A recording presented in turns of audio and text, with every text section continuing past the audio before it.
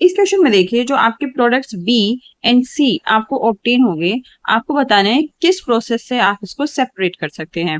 तो पहले बेंजीन की रिएक्शन ब्रोमीन से कराई FeBr3 के साथ, तो आपको क्या मिलेगा? तो आपको जो ए मिलेगा, ए आपको मिलेगा ब्रोमोबेंजीन। ये क्या होता है? ये होता है आपका ब्रोमिनेशन प्रोसेस, तो आपको मिल जाएगा ब्रोमोबेंजीन। फिर जब concentrated HNO3 and concentrated H2SO4 के साथ इसकी रिएक्शन करोगे आप, जब आप इसकी reaction concentrated HNO3 and concentrated H2SO4 के साथ करोगे, तो आपको पता है कि जो ब्रोमीन है वो कैसा है? ऑर्थो पैरा डायरेक्टिंग है। और ये जब concentrated HNO3 and concentrated H2SO4 लेते हैं तो आपका नाइट्रेशन होता है। तो ऑर्थो एंड पैरा पोजीशन पे क्या होगा? आपका नाइट्रेशन होगा। तो आपको क्या मिलेगा? एक तो आपको मिल जाएगा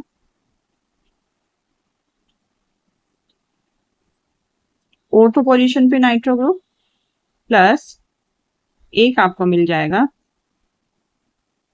पैरा पोजीशन पे नाइट्रो ग्रुप।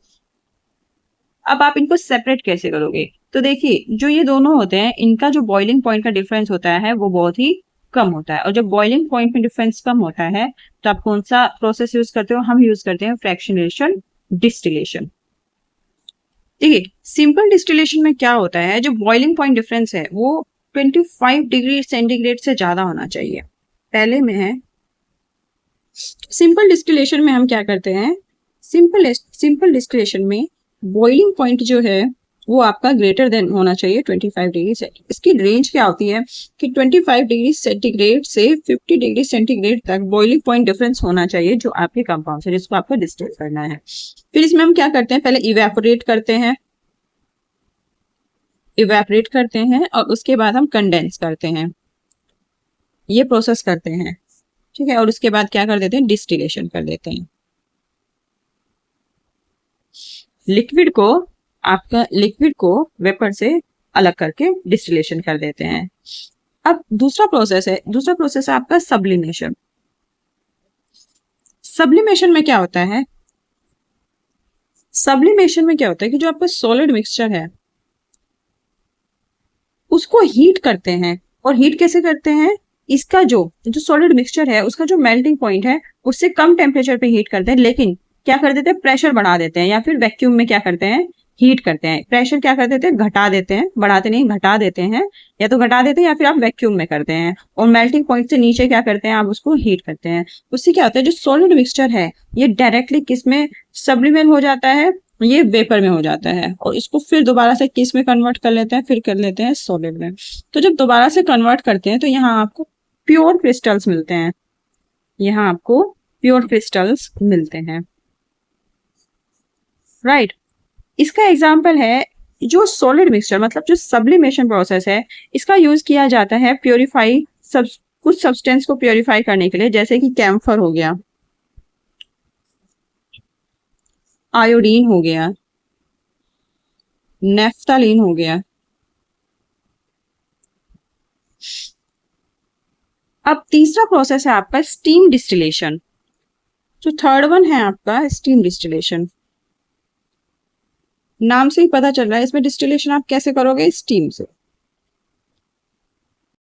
थर्ड प्रोसेस है आपका स्टीम डिस्टिलेशन। स्टीम डिस्टिलेशन में क्या करते हैं कि आपका जो वाटर है उसको क्या करते हैं, बहुत गर्म करते हैं, उससे स्टीम जनरेट होती है। इस स्टीम को डायरेक्टली पास कर देते हैं ऑर्गेनिक मैटर में। ऑर्गेनिक मैटर में जो भी आपके वोलेटाइल कंपाउंड है वो क्या होगा, वो टारगेटेड होगा और वो क्या हो जाएगा, वेपराइज होगा। जब वो वेपराइज होगा उसको दोबारा कंडेंस करके हम क्या कर लेते हैं, सेपरेट कर लेते हैं।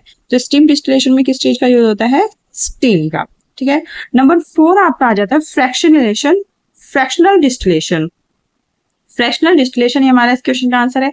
तो फ्रैक्शनल डिस्टिलेशन में आपका जो बॉइलिंग पॉइंट डिफरेंस है वो 25 डिग्री से क्या होना चाहिए, कम होना चाहिए। सिंपल डिस्टिलेशन में जो बॉइलिंग पॉइंट डिफरेंस है वो 25 डिग्री से 50 डिग्री सेंटीग्रेड के बीच में होना चाहिए, और फ्रैक्शनल डिस्टिलेशन में आपका 25 डिग्री से कम होना चाहिए। देखिए फ्रैक्शनल डिस्टिलेशन में हम उन कंपाउंड्स का यूज करते हैं जो दो लिक्विड्स होते हैं वो अप्रोक्सीमेटली मिक्सिबल होते हैं, ठीक है, या फिर कंप्लीटली मिक्स होते हैं, उनका बॉइलिंग पॉइंट डिफरेंस भी बहुत कम होता है। ऐसे कंपाउंड्स को अलग करने के लिए हम क्या यूज करते हैं, फ्रैक्शनल डिस्टिलेशन करते हैं। देखिए इसमें क्या होता है, कि इसमें फ्रैक्शंस की फॉर्म में होते हैं आपके कॉलम्स, ठीक है। इसमें फिर क्या करते हैं, फिर इनको हीट करते हैं, तो जिसका लोअर बॉइलिंग पॉइंट होता है वो ज्यादा ऊपर जाता है, इन कॉलम्स में ज्यादा ऊपर जाता है, और जिसका हाई बॉइलिंग पॉइंट होता है वो नीचे रह जाता है। लोअर बॉइलिंग पॉइंट वाला ऊपर जाता रहता है। तो इसको क्या करते हैं, जब ऊपर जाके वेपर्स इकट्ठी होती रहती है, इनको कंडेंस करके क्या कर लेते हैं, इनको कंडेंस करके आप लिक्विफाई कर लेते हैं, डिस्टिल कर लेते हैं। इसी तरह से जब लोअर बॉइलिंग पॉइंट वाला जो आपका कंपाउंड है वो फाइनली सेपरेट हो जाता है, तो जिसका फिर हाई बॉइलिंग पॉइंट है उससे ज्यादा है, फिर वो यहाँ पे क्या होता है, कॉन्सेंट्रेट होता रहता है, फिर उसको आप क्या कर लेते हैं, लिक्विफाई कर लेते हैं।